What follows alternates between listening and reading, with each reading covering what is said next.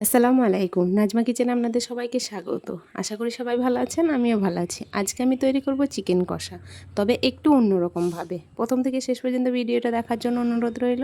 চলুন তাহলে শুরু করি রেসিপি।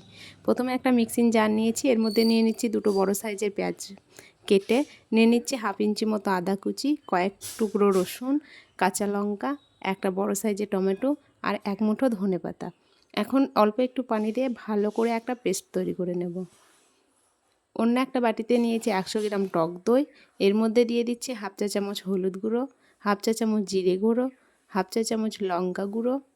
এখন খুব ভালোভাবে মিশিয়ে একটা পেস্ট তৈরি করে নিচ্ছি। আমি এরকম পেস্টটা তৈরি করে নিয়েছি। এখন নিয়ে নিচ্ছি চিকেনটা আমি এরকম ছোট ছোট করে কেটে নিয়েছি।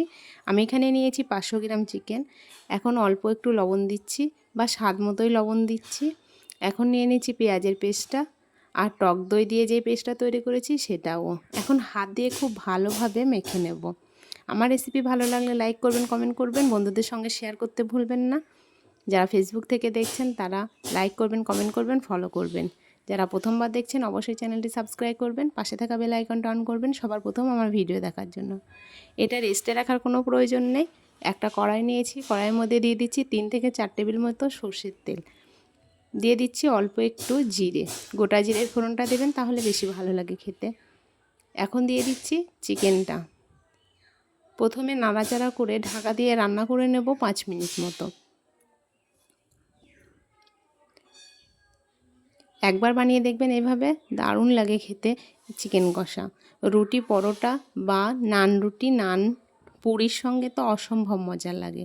5 মিনিট পর ঢাকাটা খুলে নিচ্ছি। চিকেন থেকে অনেকটাই পানি বেরিয়ে এসছে। এখন এর মধ্যে আরও একটু পানি অ্যাড করে দেব। এখন ঢাকা দিয়ে আবারও রান্না করব 15 মিনিট। দেখুন 15 মিনিট পর কিন্তু অনেকটাই ঘন হয়ে এসছে। কত সুন্দর লাগছে দেখুন চিকেন কষাটা। একবার বানিয়ে দেখবেন, অসম্ভব মজার লাগবে। নানপুরির রেসিপি আমি ডিসক্রিপশন বক্সে লিঙ্কটা দিয়ে দেবো, দেখে নেবেন। আমার রেসিপি ভালো লাগলে লাইক করবেন, কমেন্ট করবেন। আজকের মতো এই পর্যন্ত। ভালো থাকবেন, সুস্থ থাকবেন। দেখা হবে আবার পরের ভিডিওতে। খোদা হাফেজ, টাটা।